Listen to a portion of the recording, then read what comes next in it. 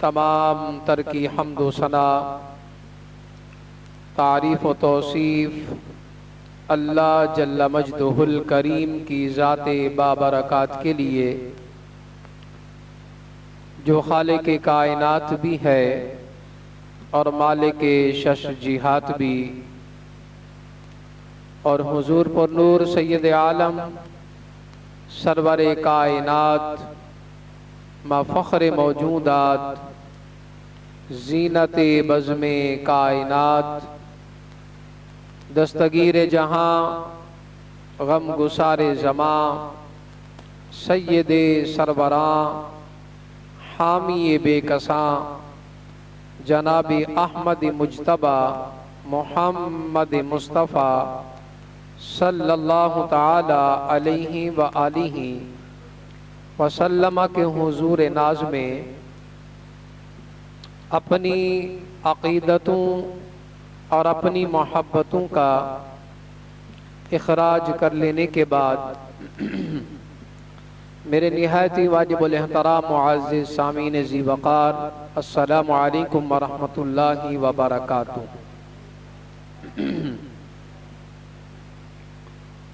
अज़ीज़ान मोहतरम, जैसा कि आपके इल्म में होगा, अल्लाह तबारक व तआला की दी हुई तौफीक और फजल से हमारी गुफ्तगू का उन्वान औलाद की तरबियत व इस्लाह के हवाले से चल रहा है। दुआ फरमाएं रब्बे कायनात हम सबको अपनी अपनी औलादों को सही माने में कुरान और सुन्नत के मुताबिक तरबियत करने की तौफीक अता फरमाए और हम सबको भी दीन मतीन के मुताबिक जिंदगियां बसर करने की तौफीक अता फरमाए।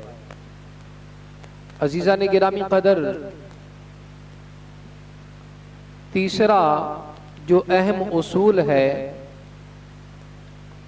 वो है मुनासिब वक्त पे बात करना। अपनी औलाद से मुनासिब वक्त पे बात करना, ये बड़ा अहम उसूल है। बच्चे की जिंदगी में चार ऐसे औकात होते हैं कि जिनमें बच्चा लर्निंग मूड में आ जाता है, क्योंकि बच्चे का दिल चाहता है कि वो इल्म सीखे। माँ बाप को पता नहीं होता, वो उस वक्त से फायदा नहीं उठाते, जबकि इन बातों का वालिदैन को पता होना जरूरी है। ज़ाहिर सी बात है, अगर हम अपने बच्चों की तरबियत कर रहे हैं और हमें ये भी मालूम होना चाहिए किस वक्त कौन सी बात हमने अपने बच्चे से या बच्ची से करनी है। होता यह है कि बाज़ औक़ात बच्चे बात सुनने के मूड में नहीं होते, खेल कूद में लगे होते हैं या कोई वीडियो गेम वगैरह देख रहे होते हैं। उस वक्त उनका जहन किसी बात को सुनने के लिए तैयार नहीं होता और हम उन औकात में बैठकर बच्चों को तरबियत यानी इस्लाह कर रहे होते हैं। तो ज़ाहिर सी बात है, बच्चा उस वक्त जो है आपकी बात को सुनना ही नहीं चाहता। आप सुनाएंगे तो उसके सर के ऊपर से गुजरेगी। तो इसलिए मुनासिब वक्त में बात करना ये बड़ा अहम उसूल है। पता होना चाहिए कि कौन सा वक्त अब बच्चे का ऐसा है कि जब मैं कोई बात कहूं और ये बच्चा उसको ध्यान से सुनेगा। तो ये वालिदैन के लिए मालूम होना बहुत जरूरी है। अब बच्चे की जिंदगी में 4 اوقات ایسے ہیں کہ جن میں بچہ سننے کے موڈ میں ہوتا ہے، کچھ سیکھنے کے موڈ میں ہوتا ہے، یعنی لرننگ موڈ میں آ جاتا ہے۔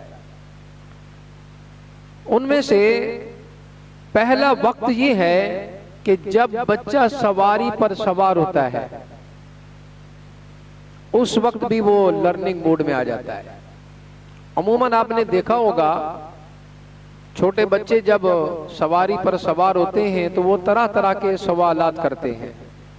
جہاں سے گزریں گے کوئی چیز دیکھ لی، ان کے لیے نہیں ہے، پتہ نہیں ہے ان کو، تو وہ پھر اس کے بارے میں سوال کریں گے۔ اب جو ہے بچے سوالات کرتے ہیں، والدین بجائے جوابات دینے کے، والد کہتا ہے پتہ نہیں افلاطون کہاں سے آ گیا ہمارے گھر میں، سوال پہ سوال کیے جا رہا ہے، اور ماں کہتی ہے اس کی تو زبان ہی بند نہیں ہوتی، ابھی میں اس کی خبر لیتی ہوں۔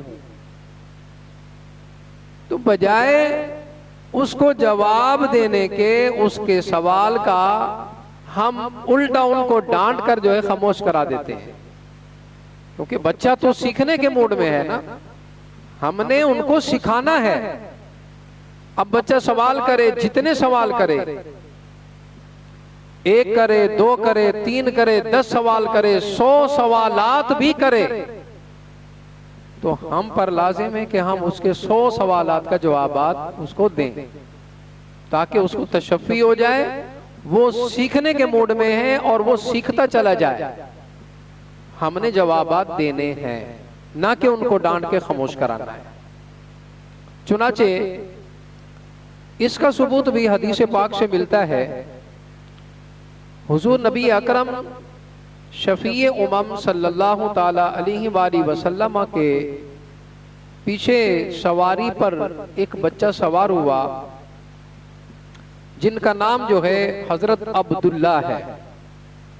یہ آپ کے پیچھے سواری پر سوار ہوئے تو نبی کریم علیہ السلام نے فرمایا، یا غلام احفظ اللہ یحفظک، اے لڑکے میں تمہیں کچھ باتیں سکھانا چاہتا ہوں کہ اللہ کے حقوق کی حفاظت کرو، اللہ تمہاری حفاظت کرے گا۔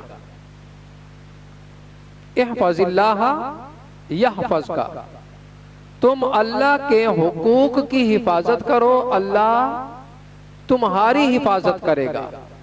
فرمایا احفظ اللہ تجد تجاہک، کہ تم اللہ کے حقوق کا خیال رکھو، تم اللہ کو اپنے سامنے پاؤ گے۔ جب تم اللہ سے مانگو گے تو اللہ تمہیں عطا کرے گا۔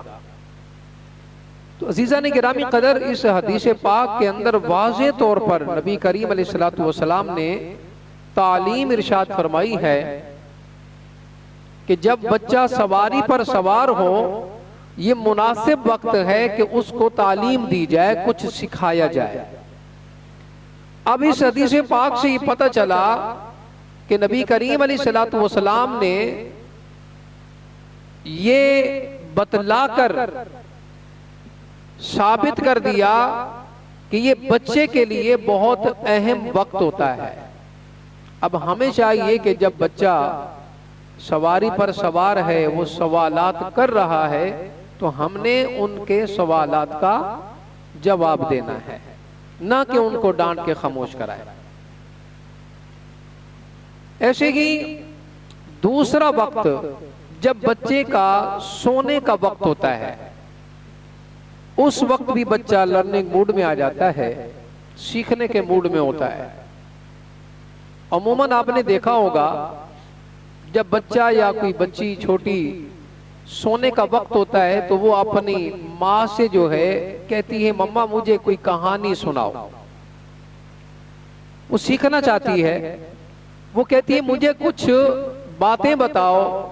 وہ سوال کرے گی، پوچھے گی، تو اکثر والدین پڑھے لکھے بھی ہوتے ہیں، ان کی مائیں پڑھی لکھی بھی ہوتی ہیں، ان کو اسلامی اچھی اچھی کہانیاں سنا کر جو ہے اس وقت سے فائدہ اٹھاتی ہیں اور بچے کی اس انداز میں تربیت کرتی ہیں۔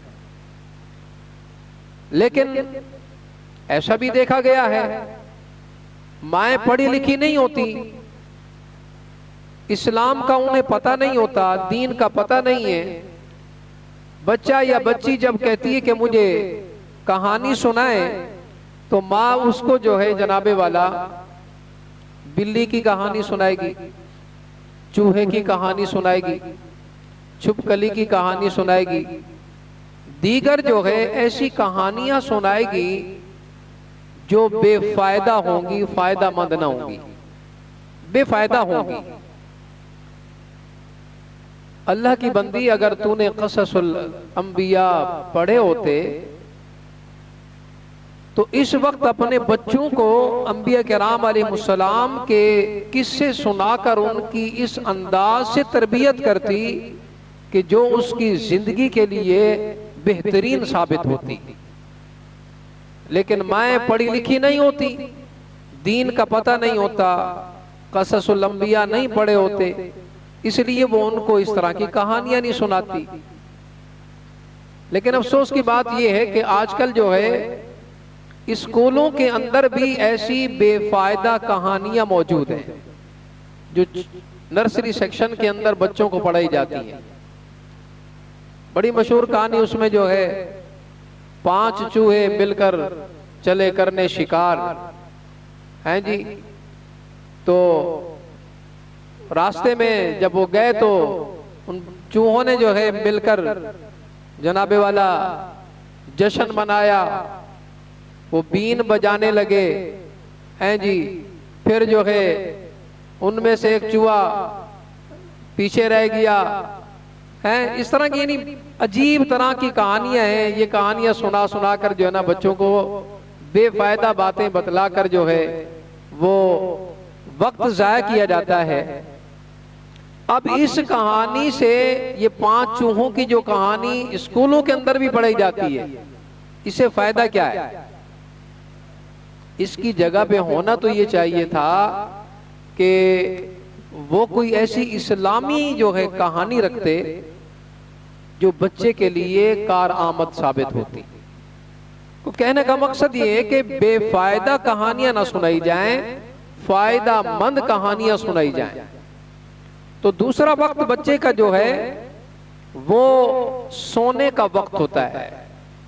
اس وقت میں بھی بچوں کا خیال رکھا جائے، ان کو اچھی اچھی باتیں بتلا کر اس انداز سے جو ہے ان کی تربیت کی جائے۔